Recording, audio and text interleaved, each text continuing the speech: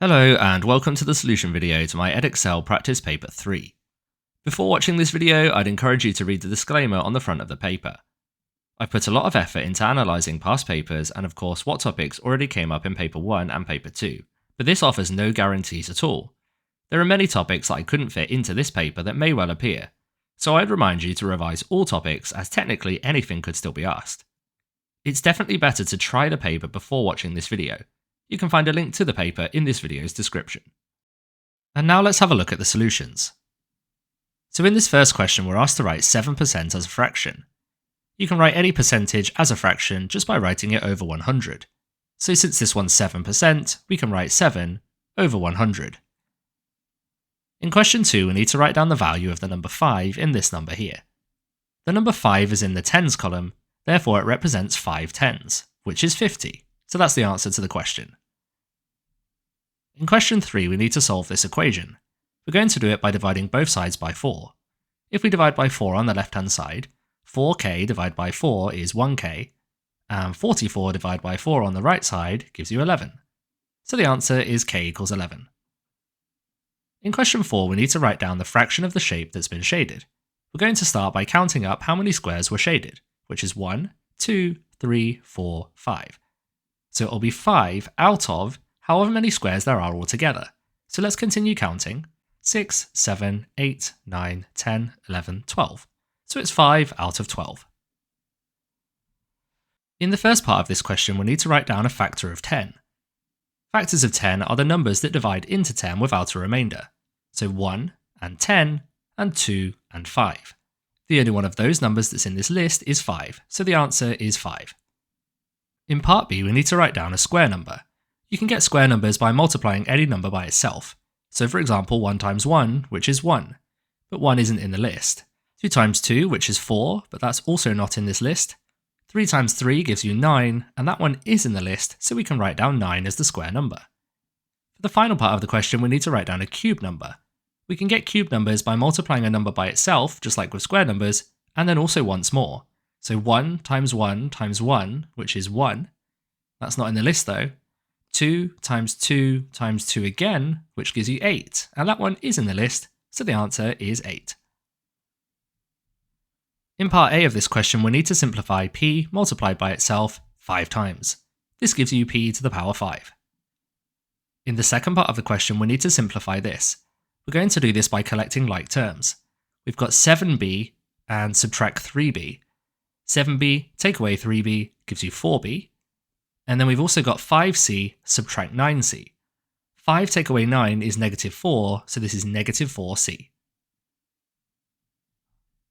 In this question, we need to work out how much Gail's phone bill is going to be for this month. And we've been told that it's 12p for each minute that she spends making calls. And we also know that she spends 2¼ hours making calls. Since the cost is per minute and we've been given Gail's time making calls in hours, we're going to convert those 2¼ hours into minutes first.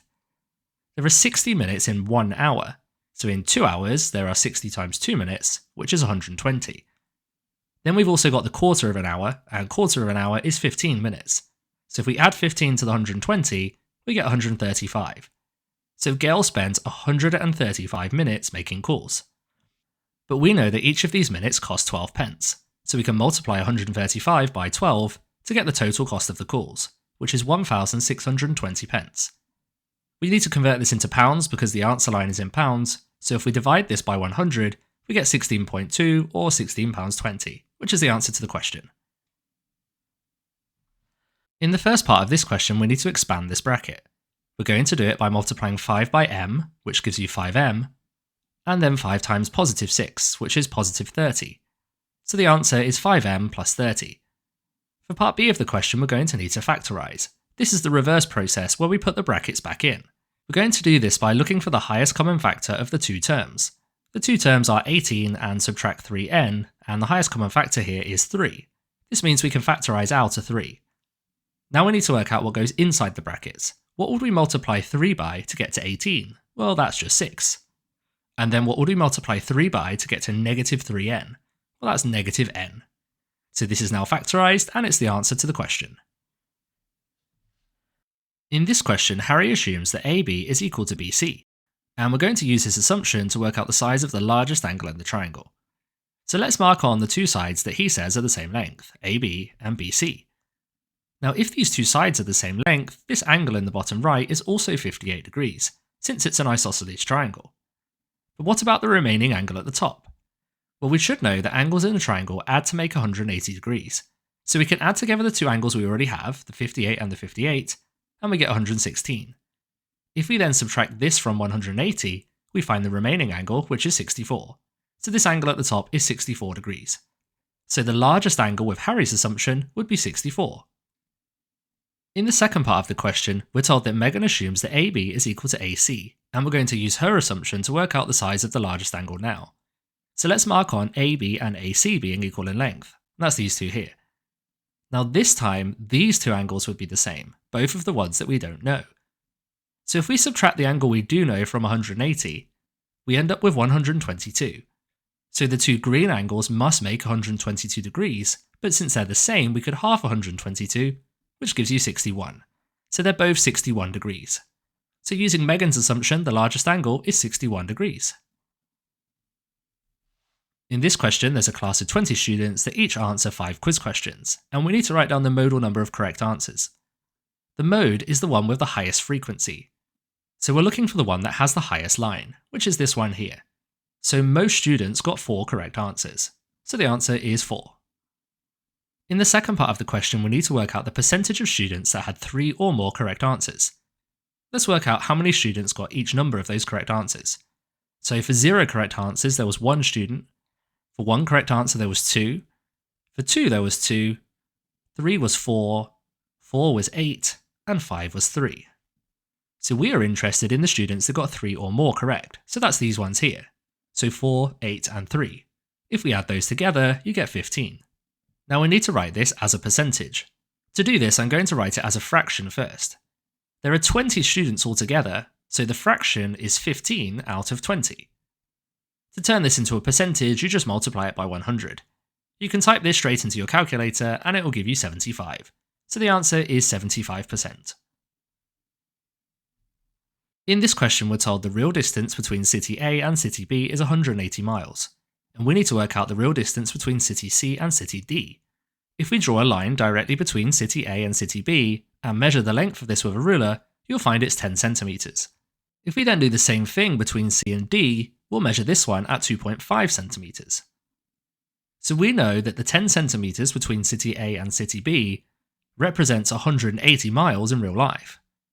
But between city C and D is only 2.5 centimeters. So what would this represent in real life? Well, to get from 10 to 2.5, you can divide by 4. So if we divide 180 miles by 4, we get 45 miles, which is the answer to the question. Now, if you've printed this question out and you haven't printed it on full size A4, you will get slightly different answers for your measurements, but the answer should still be the same. It should still be 45 miles. In the second part of the question, we need to find the bearing of city B from city A. To do this, we want to imagine that we are at city A. We're facing north, and then we're going to turn clockwise until we face city B. We would turn through this angle here, so all we need to do is measure this angle. To do this, we can take a protractor and place it on like this, so that the 0 on the outside scale is on the north line. We then read around in a clockwise direction, and you can see that this one measures 90 degrees. So the answer to the bearing is 90, but we need to write bearings as 3 figures, so it would be 0, 90. In this question, we need to draw a pie chart for this data. The first thing to do is add up all of the frequencies. If you do that, you'll end up with 60. This means there were 60 students. We can then divide 360 by the 60 students, which gives you 6. This means that each one of the students represents 6 degrees. We can then multiply all of the frequencies by 6 to work out the size of the angle for each of the sectors. So 28 times 6 is 168, 10 times 6 is 60, 13 times 6 is 78, and 9 times 6 is 54. So these angles tell us the sizes of the sectors that we need to draw on the pie chart for each of the subjects. Let's start by drawing the sector for maths. We do this by taking the protractor and placing it on like this with the 0 at the top. We then want to read around until we find 168 degrees on the outside scale, and I would put a little mark. I would then draw a straight line from the centre of the pie chart through this cross to the edge of the pie chart, like this. Now we want to draw the sector for English. So I'm going to turn the protractor so the 0 that's currently at the top lines up with the line that I just drew, so it will look like this. Then I'm going to look around until I find 60 degrees, put a little mark, and then draw a line through this. Then we turn the protractor so that the 0 is on the line that we just drew. Now for the next sector, it's 78 degrees, so we're going to put a mark at 78 degrees, and draw a line that goes through this.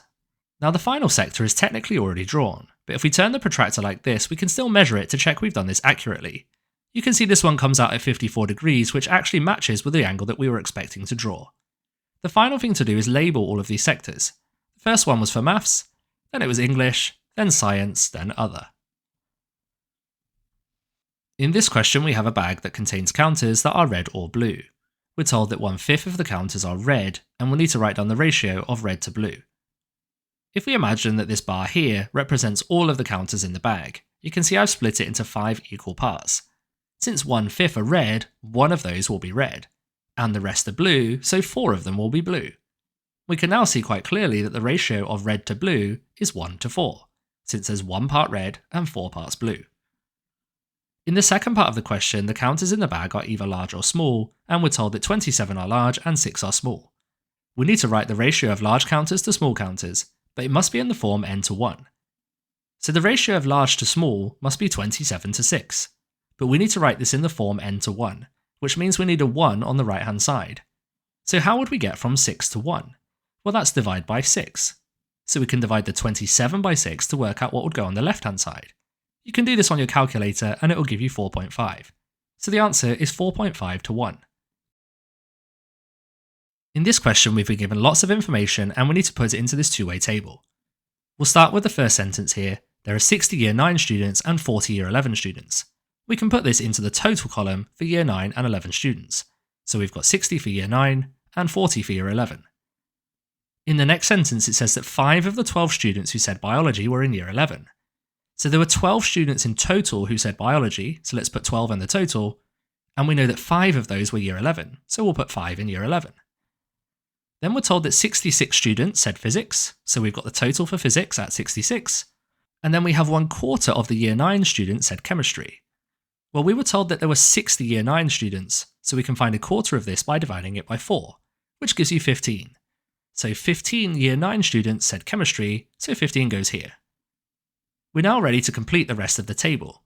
If we start by looking at this column here, you can see that 60 and 40 must be the total of all of the students, which is 100.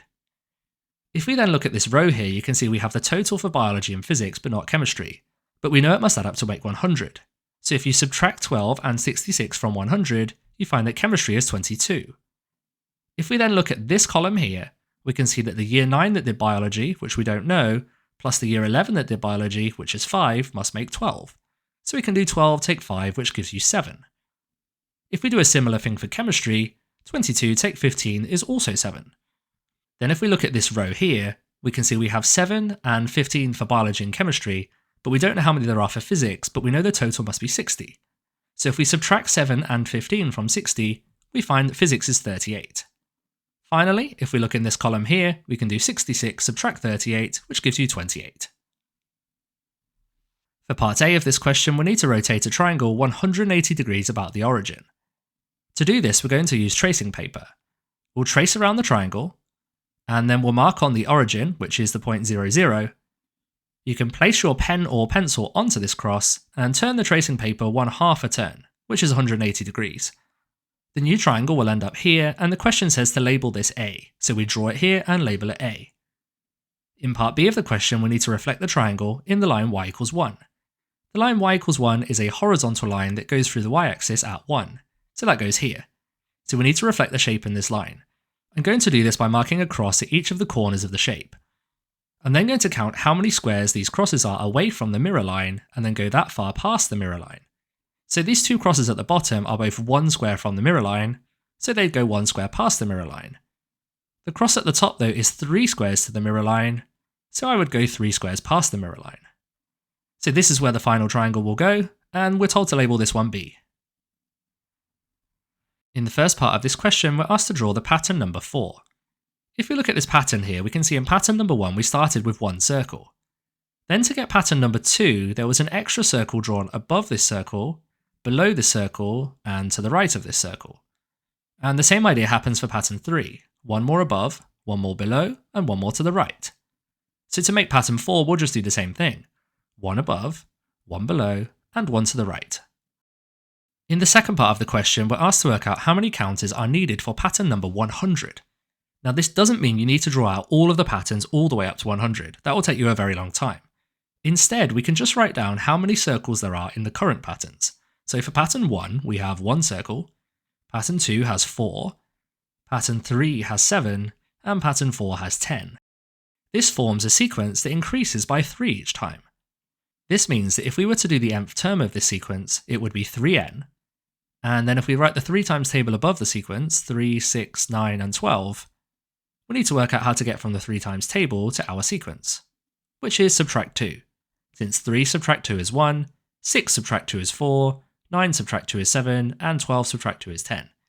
So the nth term of the sequence for the number of circles in each pattern would be 3n minus 2.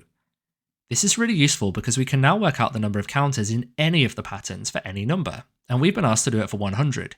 To do this, we just replace the n with a 100.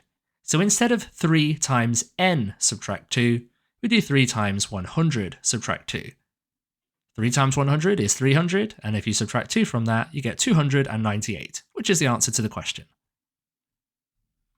In this question, we're told the total cost for the mobile phone and delivery is the same in both of the countries, and we need to work out the value of x. Let's start by looking at the USA. In the USA, the mobile phone costs $400, and the delivery cost is $64.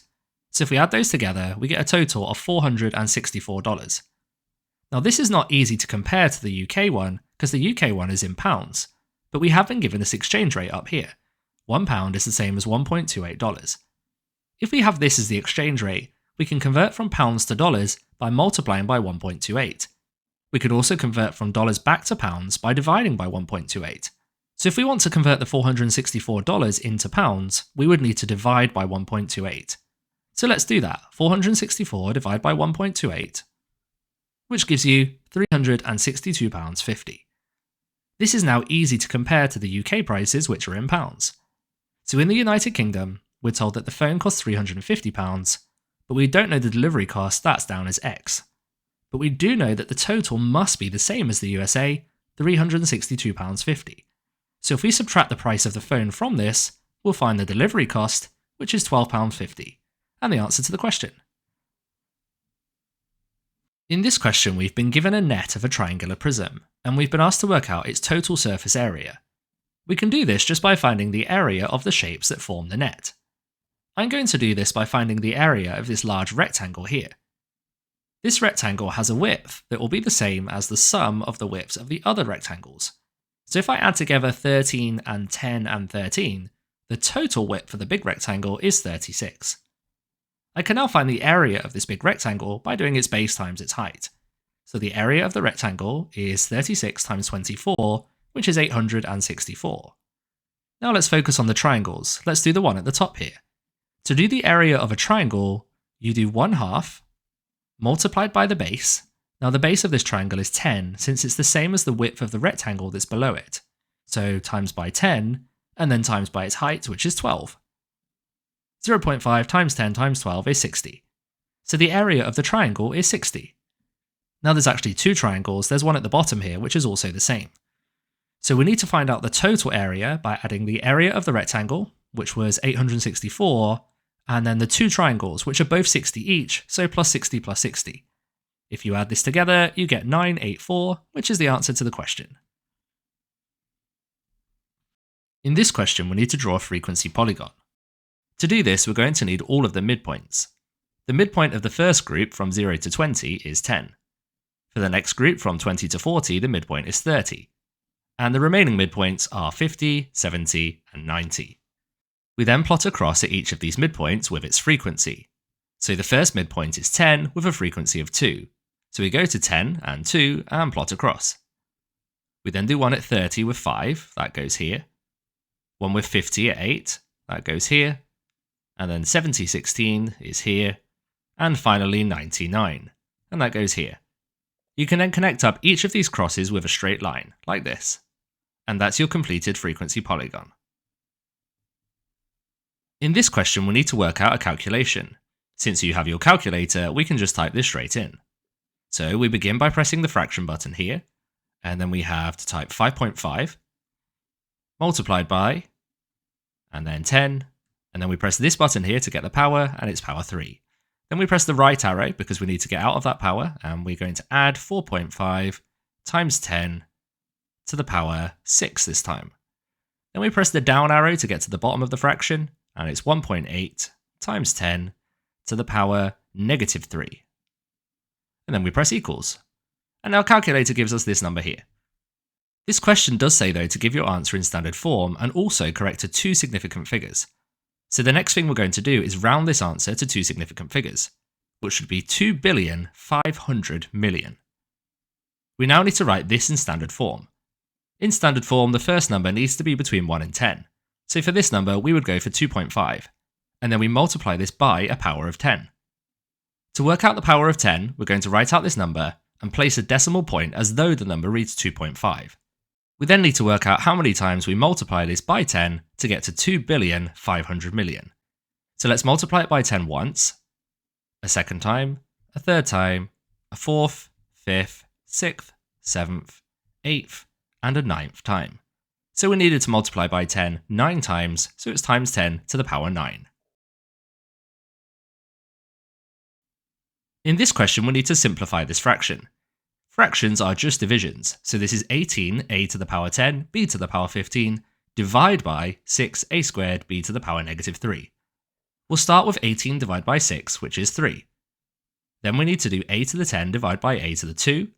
Here you can just subtract the indices to get a to the power 8. So it's a to the power 8.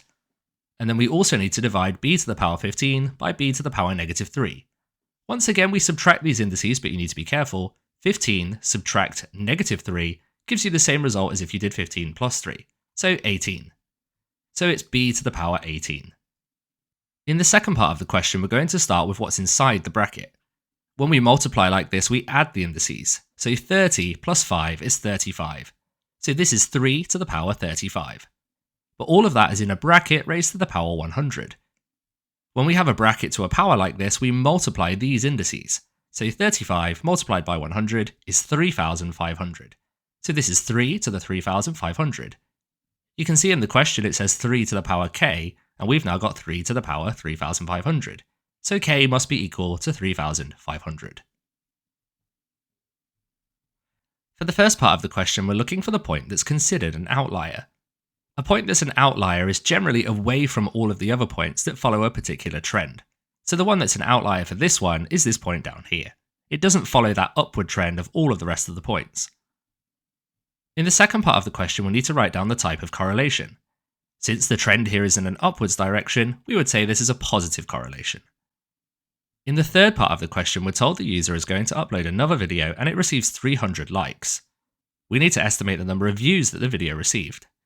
To do this, we're going to draw a line of best fit, which is a straight line that goes in the direction of the points with roughly the same amount of points above and below the line, so something that looks like this. We then find the point that corresponds to 300 likes, and go across until we hit the line of best fit. When we hit the line of best fit, we then go down to the axis for views, and read off this number. This number is 4.6, but it's not 4.6 views because the axis here is in thousands, so it's 4.6 thousand views, or 4,600. Now you may get a slightly different answer to me for this question depending on how you drew your line of best fit, but you probably should get an answer somewhere in the region of 4,400 to 4,800. In this question, we need to work out the percentage increase in SAMI subscribers between 2022 and 2023. We can see we've been given the number of subscribers for those years up above, 3,200 and 3,700. To find a percentage change, we're going to use this formula. First of all, we need the change, which is the difference between the numbers, so 3,760 subtract 3,200, divide by the original amount, which would be the amount in 2022, so 3,200, and then multiplied by 100. You can just type this straight into your calculator and you'll get the answer 17.5%. In this question, we've been asked to work out the mass of the sphere. We're going to use the formula density equals mass divided by volume. Or, the rearranged version, mass equals density multiplied by volume. In this question, you can see we've actually been given the density, but we haven't got the volume, so we're going to need to work out the volume using this formula here. For this formula, all we need is the radius, and we've been given the radius at 6 centimeters. So let's work out the volume of the sphere. So the volume will equal 4/3 multiplied by pi, then multiplied by the radius cubed, so 6 cubed. If you type this into your calculator, you'll get this number here.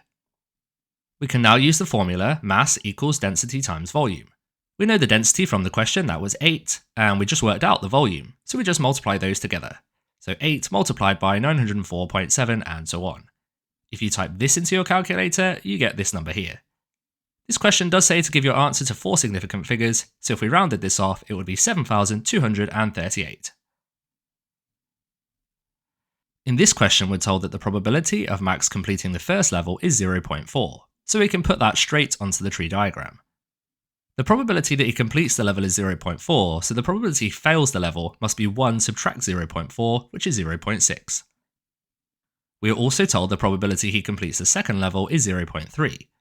So if we do 1 subtract 0.3, we get the probability he fails the level, which is 0.7. In the second part of the question, we need to work out the probability that he does not complete both levels. So we're looking for all of the routes across this diagram where he does not complete both levels. So one way is to complete the first level, but then fail the second level. The probability of this will be those probabilities on the tree diagram multiplied together, so 0.4 times 0.7, which is 0.28. Another way that he could not complete both levels is if he just fails the first level, and then doesn't get to try the second level. This has a probability of 0.6. So we need to add together the probabilities for these two routes, 0.28 plus 0.6, which is 0.88, and the answer to the question. In this question, we need to work out how much butter is needed to make 42 flapjacks. And you can see we've been given the recipe for 12 flapjacks, and the amount of butter we need for those is 125 grams. So what we want to do for this question is divide 42 by 12. This gives us 3.5, and tells us we need to repeat this recipe for 12 flapjacks 3.5 times. If we're going to do this same recipe 3.5 times, we'll need 3.5 times as much butter. So if we do 125 grams of butter multiplied by 3.5, we get 437.5, which is the answer to the question. In the second part of the question, we're told that Kian has 1.2 kilograms of butter, and we need to work out the maximum number of flapjacks that Kian can make. Let's first of all convert the 1.2 kilograms into grams. We can do this by multiplying 1.2 by 1,000, which is 1,200 grams. The recipe for 12 flapjacks uses 125 grams of butter, so we want to see how many times we could create that recipe until we run out of butter, considering that we have 1,200 grams. We can do this by doing 1,200 divided by 125. This gives you 9.6. This means we could repeat that recipe 9.6 times and then we wouldn't have any more butter. If we're going to do this recipe 9.6 times, we could create 12 flapjacks 9.6 times. So we do 12 times 9.6. This will give you 115.2. So we could create 115.2 flapjacks. But of course, flapjacks come in whole numbers. Nobody wants 0.2 of a flapjack, so the answer would be 115. In this question, we need to find an error interval for 6.6, which has been rounded to one decimal place. To do this, I like to draw out a number line. I'll place 6.6 in the middle, and then I'll do the number that's also one decimal place immediately above and below this, so 6.5 and 6.7. This region will therefore represent the error interval, which is the midpoint of 6.5 and 6.6, so 6.55, and the midpoint of 6.6 and 6.7, so 6.65. So the error interval will be 6.55 to 6.65. In this question, we'll need to find the vector a plus 2b. So the vector a is given in the question, that's 10, -1, and we need to add two lots of the vector b, which is -3, 8. To do this, we'll leave the first vector alone for the moment, and then we'll work on doubling this vector. So we need to do two lots of -3, 8, and two lots of -3 will be -6, and two lots of 8 will be 16. Now we can add these vectors together by doing 10 plus -6, which is 4, and -1 plus 16, which is 15. So this is the answer to the question. So that's it, the final answer to my 2024 practice paper series for Edexcel Foundation. I do hope you found this series useful, and if you did, please like this video and leave me a comment. That may be the last time that you watch one of these videos, but do come back on results day and let me know how you got on.